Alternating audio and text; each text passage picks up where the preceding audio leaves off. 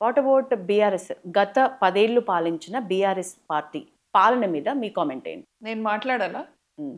ఎందుకంటే ఇవాళ ఆ పార్టీలో నుంచి బయటకొచ్చిన ఆ పార్టీలో ఉన్న ఎక్స్-ఎమ్మెల్సీయే మాట్లాడారు కదా! కేసీఆర్ గారి కూతురు, కేటీఆర్ గారి సిస్టర్ మాట్లాడారు కదా! ఇంక నేనేం మాట్లాడాలి చెప్పండి? అవినీతి జరిగింది.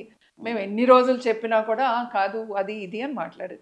ఇప్పుడు ఆవిడే వచ్చి అవినీతి జరిగిందని అని చెప్పినాక ఇంకేం చెప్పమంటారు చెప్పండి? ఆ పార్టీ గురించి అసలు ఆ పార్టీ గురించి మాట్లాడాల్సిన అవసరం కూడా లేదని నేను భావిస్తున్నాను. పార్టీ గురించి అవసరం లేదంటారు. ఆబ్వియస్లీ లేదండి. ఎందుకు మాట్లాడాలి ఆ పార్టీ గురించి? మీరు 10 సంవత్సరాల అధికారంలో ఉండి ఇవాళ మిగులు బడ్జెట్ ఉన్న రాష్ట్రాన్ని ఏం చేశారు మీరు చెప్పండి? ఇవాళ ఏ స్కామ్‌లో మీరు లేరు మీరు చెప్పండి?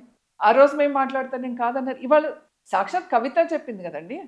అవును హరీష్ రావు గారి పాత్ర గురించో లేకపోతే ఇంకొకరి పాత్ర గురించి కవిత గారే చెప్పారు కదా! ఇంకేం మాట్లాడమంటారు చెప్పండి ఆ పార్టీ గురించి? అన్నీ అబద్ధాలే కదా! మరి డబుల్ బెడ్‌రూమ్ హౌసెస్ ఇంతవరకు ఆళ్ళు గనుక కంప్లీట్ చేసుంటే ఇవాళ ఇల్లు లేకుండా పేదవాళ్ళు ఉండేవారా మీరు చెప్పండి? అందుకనే ఆ పార్టీ గురించి మాట్లాడాల్సిన అవసరమే లేదనేది నేను భావిస్తున్నాను. జీహెచ్ఎంసీ మేయర్ బీజేపీ దక్కించుకోవటం అయితే నిజంగా అంత ఈజీ పని కాదు. మీరు ఏకీభవిస్తారా? ఎందుకంటే మీరు ఈ మాట ఎందుకంటారంటే ఆబ్వియస్లీ అక్కడ ఎంఐఎం, కాంగ్రెస్ ఒకటే కాబట్టి మీరు అందుకనే జీహెచ్ఎంసీ మేయర్ దక్కించుకోలేరని మీరు అంటున్నారు. ఎంత ఎంఐఎం, కాంగ్రెస్ ఒకటైతే మాత్రం ఇవాళ ప్రజలు గమనిస్తున్నారు. ఎంఐఎం, కాంగ్రెస్ ఏ రకంగా నాటకాలు ఆడుతున్నారు. అంటే ఇక్కడికొచ్చి జూబ్లీ హిల్స్‌లో ఎంఐఎం ప్రచారం చేస్తది. అవును. మళ్ళీ బీహార్‌లోకి వెళ్ళేమో ఎంఐఎం, బీజేపీ ఒకటే అని చెప్పి ఈ కాంగ్రెస్ నాయకులు మాట్లాడతారు. అందుకని ప్రజలు గమనించకుండా ఉండరు కదా! ఇవన్నీ కూడా ప్రజలు గమనించి రేపు జీహెచ్ఎంసీలో కూడా ఈ ఎంఐఎం, కాంగ్రెస్ వీళ్ళు ఏం చేస్తున్నారు? ఎట్లా అంటే ఒక వర్గం కోసం వాళ్ళు సంతృప్తి పరచడానికి ఏ రకంగా ఓటు బ్యాంకా కాంగ్రెస్ కొంతమందిని వాడుకుంటుంది. ఇవన్నీ ప్రజలు గమనిస్తున్నారు. ఇవాళ ఓల్డ్ సిటీ ఏదో ఒక ఎంఐఎంకి అదేదో ఒక రకంగా రాసిచ్చేసినట్టు అన్నిటికీ వాళ్ళే పేటెంట్ రైట్స్ అన్నట్టు కానే కాదు. ఓల్డ్ సిటీలో ఉన్న ప్రజలు కూడా ఇవాళ డెవలప్మెంట్ అనే దానికోసం వాళ్ళు ఎదురు చూస్తున్నారు.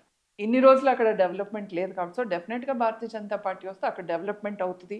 ఈ ఓవైసీ దీంట్లో నుంచి మనం విముక్తి అవ్వచ్చు అనేదే భావిస్తున్నారు తప్ప అక్కడ కాంగ్రెస్, ఎంఐఎం ఎంత ఏకమైనా సరే వాళ్ళు ఎంత ఏకమైతే అంత మంచిది. ఎందుకంటే ప్రజలకి వాస్తవాలు ఏంటనేది తెలుస్తుంది. అందుకని నేను ఇవాళ ఇంకొకసారి నేను చెప్తున్నా ఇక్కడ జూబ్లీ హిల్స్లోనేమో ఎంఐఎం, కాంగ్రెస్ కలిసి ప్రచారం చేసి ఇక్కడ ఇది చేస్తున్నారు. అక్కడికి వెళ్ళేమో ఎంఐఎం, బీజేపీ ఒకటే అని చెప్పి బీహార్లో మాట్లాడితే ప్రజలు గమనిస్తున్నారు. ఏ ఎన్నికలైనా ఓట్ల టైం వచ్చిందంటే చాలు రాముడిని ముందు పెట్టి ఓట్లు దండుకునే పార్టీ బీజేపీ అని రెండు పార్టీలు కూడా అధికారంలో ఉన్న కాంగ్రెస్ నేతలైనా సరే ప్రతిపక్ష బీఆర్ఎస్ నేతలైనా సరే ఈ మాట చాలాసార్లు అంటున్న పరిస్థితి. ఏం చెప్తారు మేడం? కౌంటర్ ఏంటి? రామాలయం కడతామని చెప్పి అయోధ్యలో రామాలయం కడతామని చెప్పి అంటే దానికి సహకరిస్తాం, అది కోర్టులో ఉంది కాబట్టి దానికోసం సహకరించి ఏమేం చేయాలో అది చేస్తామని చెప్పి మేము మేనిఫెస్టోలో పెట్టాం.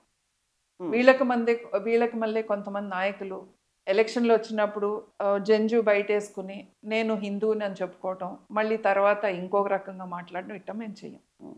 మేము ఏదైతే మెజారిటీ ప్రజలు ఉన్నారో ఆ మెజారిటీ ప్రజల్ని ఏ రకంగా కొంతమంది ఇబ్బంది పెడుతున్నారో దాని గురించి మేము మాట్లాడతాం, బరాబర్ మాట్లాడతాం. మాట్లాడితే తప్పేంటి? దానికి రాజకీయం ఉంది. జరిగింది జరిగినట్టుగా చెప్పితే దానికి రాజకీయం అనేది ఎట్లా మాట్లాడతారు? ఇవాళ కొంతమంది గురించి ఎవరైతే ఇంకొక రకంగా చేస్తున్నారు అంటే హిందువుల పైన దాడి చేస్తారు, వాళ్ళ గురించి ఎక్కడ మాట్లాడరు. కానీ ఇంకొకరి మీద దాడి జరిగితే మాత్రం హిందువులు అందరూ కలిసి ఏది పడితే అది మాట్లాడే ఈ సుడో సెక్యులర్లు ఎవరైతే ఉన్నారో వీళ్ళందరూ ఒకటి అర్థం చేసుకోవాల్సిన అవసరం ఉంది. ఇవాళ మీకు ధైర్యం ఉంటే తప్పుగా చెప్పండి ఎవరు చేసినా. కానీ ఇక్కడ హిందువులు ఏదన్నా చేస్తే హిందువుల గురించే మాట్లాడతారు తప్ప ఇంకెవరి గురించి మాట్లాడినప్పుడు సో డెఫినెట్గా మేము ఎవరి కోసం అయితే ఎవరికి అన్యాయం జరిగిందో వాళ్ళ పక్షాన్ని నిలబడాల్సిన అవసరం. సో డెఫినెట్గా నిలబడతాం.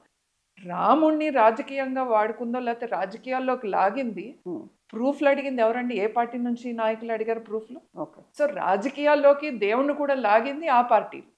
అంతేగాని భారతదేశంలో అయోధ్యలో పుట్టిన రాముడికి ఆయనకి గుడి కట్టించడానికి ఇన్ని సంవత్సరాలు పట్టిందంటే సిగ్గుచేటు కాదండి ఇంతకుముందు పాలించిన వాళ్ళందరూ? ఇప్పుడు చేసేయన్నీ వాళ్ళు చేస్తారు, రాజకీయ పరంగా చేసేదంతా వాళ్ళు చేసి తీసుకొచ్చి మాకు ఆపాదించాలని చూస్తే సరే ప్రజలు చూస్తున్నారు. ఇవాళ రామాలయం అక్కడ నిర్మాణం, అయోధ్యలో ఎంత భవ్యమైన మందిరం అక్కడ నిర్మాణం అయిందంటే నిజంగానే ఎంతమంది ఇవాళ తెలంగాణలో ప్రతి ఒక్క గడపకి ఎప్పుడైతే అక్షంతలు అందినాయో వాళ్ళందరూ ఎమోషనల్గా కనెక్ట్ అయ్యారు. ఎక్కడన్నా ఏ ఊరన్నా ఒక రామాలయం లేని ఊరు ఉందా మీరు చెప్పండి? ప్రతి ఊర్లో కూడా ఒక రామాలయం, అంత అటాచ్మెంట్ ఉంటుంది. అలాంటి రాముడి గురించి దాని గురించి వీళ్ళు ఇష్టం వచ్చినట్టు మాట్లాడితే ప్రజలు ఊరుకోరండి. మేడం ఇందాక దాడుల గురించి తీసినారు. దేవాలయాల ధ్వంసం మన రాష్ట్రంలో అధికం. చాలా ఏళ్లుగా కొనసాగుతుంది. రీసెంట్గా కూడా మేడ్చల్ జిల్లా రాంపల్లిలో హనుమంతుడి చెయ్యి విరగొట్టినారు.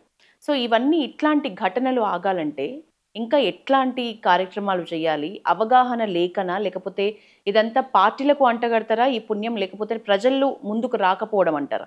నేను ఇందాక మీకు ఒక విషయం క్లియర్గా చెప్పా. అంటే ప్రభుత్వాలు ఏదైతే ఇవాళ ఈ రాష్ట్రంలో పరిపాలిస్తున్న ప్రభుత్వం ఏదైతే ఉందో వీళ్ళందరూ కూడా ఒక సెక్షన్ ఆఫ్ పీపుల్కి కొమ్ము కాయటానికే ఉన్నారు తప్ప మెజారిటీ ప్రజల ఒక విశ్వాసాలను కానీ మెజారిటీ ప్రజల ఒక ఇంట్రెస్ట్ని కాపాడే ప్రసక్తి కనపడట్లేదు వీళ్ళల్లో ఎక్కడ. ఇవాళ మీరు చూడండి ఎన్ని దాడులు జరుగుతున్నాయి. అవును. ఇవాళ జరిగిన ప్రతి దాడిలో కూడా సికింద్రాబాద్లో జరిగింది, సంగారెడ్డిలో జరిగింది.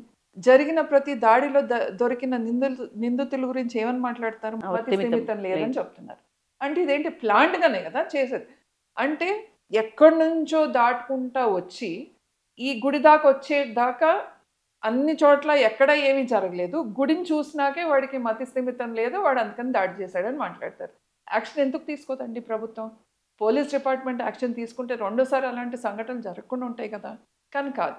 అంటే ఇది కావాలని ప్లాన్డ్గా జరుగుతున్నట్టుగా మనం భావించాల్సిన అవసరం. సో ప్రభుత్వం కూడా ఇండైరెక్ట్గా ఇటువంటి వాటికి సపోర్ట్ చేస్తుంది అనేటట్టుగానే భావిస్తున్నాం మనం. దీన్ని మళ్ళీ తీసుకొచ్చి పార్టీకి ఆపాదిస్తారా, ఇంకోటి ఆపాదిస్తారా అంటే ప్రజలు చూస్తున్నారు కదా.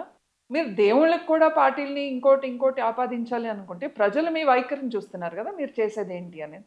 సో అందుకని నేను అంటే at the end of the day మీరు దేవుళ్ళని రాజకీయాల్లోకి లాగినా ఇంకొకళ్ళని రాజకీయాల్లోకి లాగినా ప్రజలు గమనిస్తున్నారు ఏంటి అనేది. సో ప్రజలు will definitely decide what has to be done.